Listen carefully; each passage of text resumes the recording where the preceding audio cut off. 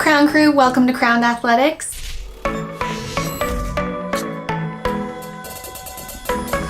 I'm Kirsten, your fitness princess, and today we're going to make my 2019 Walt Disney World half marathon costume. I think the best part of doing a Run Disney race is getting to run in costume. It's honestly probably the only reason I do it. If you're planning for your first Run Disney race, or maybe this is the first time you're considering running in costume, I'm gonna walk you through my entire process from initial concept to final product. Before we get started, if you want to continue to see more run costume tutorials and Run Disney tips, make sure you subscribe to this channel. Now let's get into the costume making. So the first part is just conception of what am I gonna run in? Usually each Run Disney race has a theme, and I kind of like to stick with that theme. So for the 2019 Walt Disney World half marathon, the theme is Donald Duck. But I knew there'd probably be a million other Donald Ducks out there on the course, and I like to feel a little bit special. So I took to Google. That's kind of where I start a lot of my research, and I Googled Donald Duck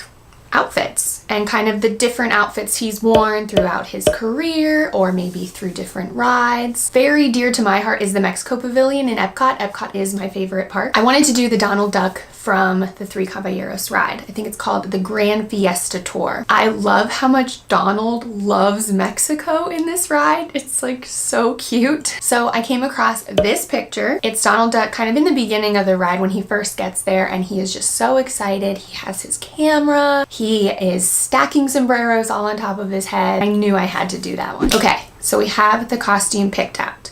For this one, I'm kind of breaking it up into two different parts. There is the base kind of Donald costume, and then there's all the accessories to make him Mexican Donald. So starting with the base Donald layers, comfort is king. I will do a separate video just about how to pick what you're going to wear in your race costume. I have over the years come up with a uniform, if you will. It's things that I am very comfortable in, always work for me. I really like running shorts that have pockets on either side of my hips. I use that to keep my phone and also my fuel, any other items I need to bring with me on the course. I don't really like to wear a waist belt when I run, so I found that to be very helpful. And then I wear a skirt over that to kind of conceal everything that's in my pockets. So we'll be doing the same exact thing with this Donald costume. I went to Amazon and found all the things I needed. Okay, so here are the base layers for the typical Donald costume that we'll start with. These are yellow leggings, pretty thin, pretty comfy, see-through though. So we move on to the shorts, which is what I typically always wear because I really like the side pockets, holds all my phone and everything underneath. And then runner's hack, use puffy paint along the insides of the seam, and it'll keep it from riding up, which won't be as much of a problem with the leggings, but if you're not wearing leggings, you definitely want that. So we'll be doing that. This tutu from Amazon, pretty self-explanatory, didn't want to have to make one. Then 3 different kinds of blue shirts, a short sleeve, a compression, and a fleece lined, because you never know what the weather's going to be like in Florida. I might have to wear all 3 of them. If not, I can bring them back and return them. And then for his piece on his back that Donald has, I just found this blue bandana at Joanne, and then some white ribbon we'll be adding, and then really only need 2 buttons because the bib is going to cover where the other 2 would go. I forgot to include that I got red felt to make his center bow. Basically with his bow, very simple, just figured out how wide I wanted it, pinched it in the middle with some hot glue, wrapped a center piece around that, conceal the hot glue, and then I would pin that onto my blue shirt on the morning up. Next, I did the puffy paint on the inside of my white shorts. This takes kind of a couple days to do because you have to let it dry and then flip it to the other side. I also really like to do the puffy paint on the inside of the pockets so that my phone and my fuel and other items don't slip out of my pockets. I found it really helpful. So because I'm wearing the yellow leggings underneath these white shorts for Donald's legs, the puffy paint might not be necessary knowing Florida weather in case it's brutally hot that day and I can't wear leggings underneath. I want to be prepared. Shorts riding up for 13 miles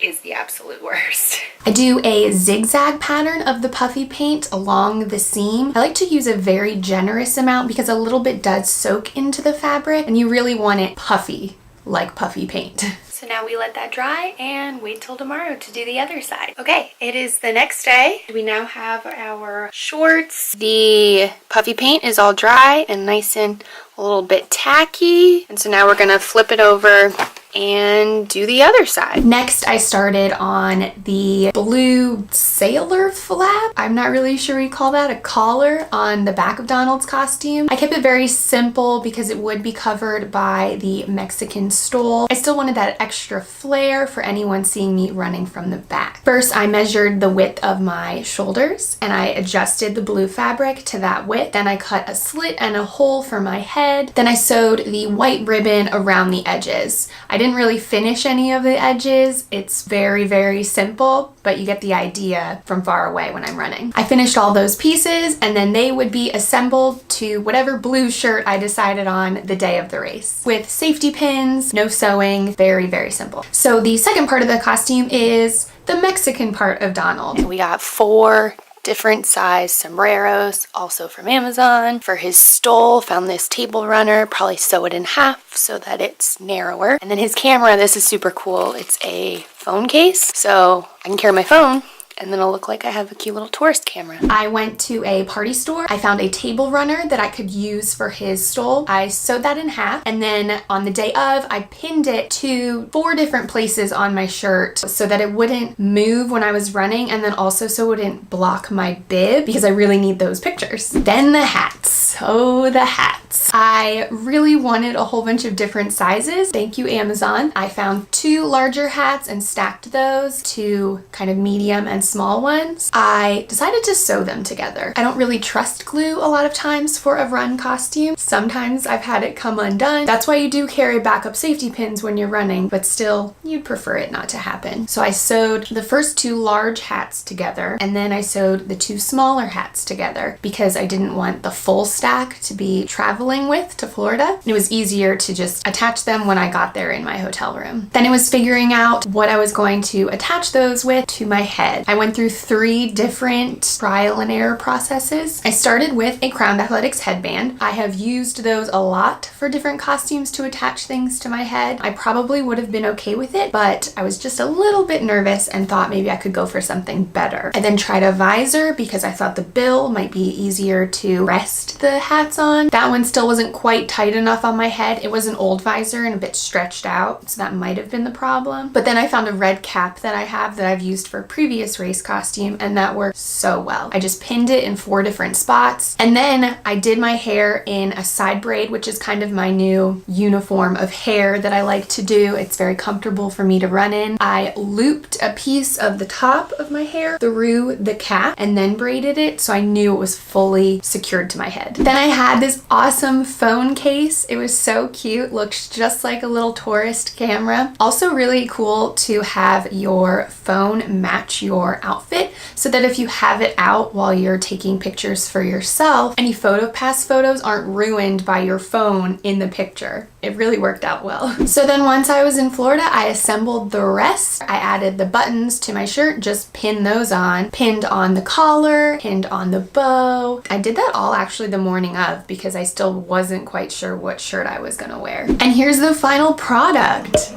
I think this is one of my top 5 favorite costumes I've done. It was so much fun to run in. So many people knew exactly who I was. I love hearing conversations as someone passes me or I run past them, kind of talking to their friend. Oh, there goes Mexican Donald. Oh, I love him. Just so much fun. I think running in costume is really great for other people. I think it brings a smile to their face when you run by and you look kind of ridiculous. And then it also helps you as a runner. You get encouraged by everyone cheering for you and calling out your costume name. And when you are towards the end at mile 10 or mile 20 in a marathon, you need those cheers. It is so helpful and so magical and really makes you feel like all your effort making that costume was totally worth it. So that's my costume making process for the 2019 Walt Disney World Half Marathon. I'd love to hear how you guys put together your race costumes and any other tips you might have for me and for other people. If you could leave those in the comments below. If you enjoyed this video, please give it a big thumbs up. I'd be so very grateful. Also be sure to check out crownathletics.com. We have a ton of Disney inspired athletic wear perfect for your next Run Disney race. You can dress it up for your costume and then dress it down to wear to the gym and remember that amazing experience that you had. That's all for today, Crown Crew. Thank you so much for watching. Make sure to subscribe and always wear your crown with pride. Bye!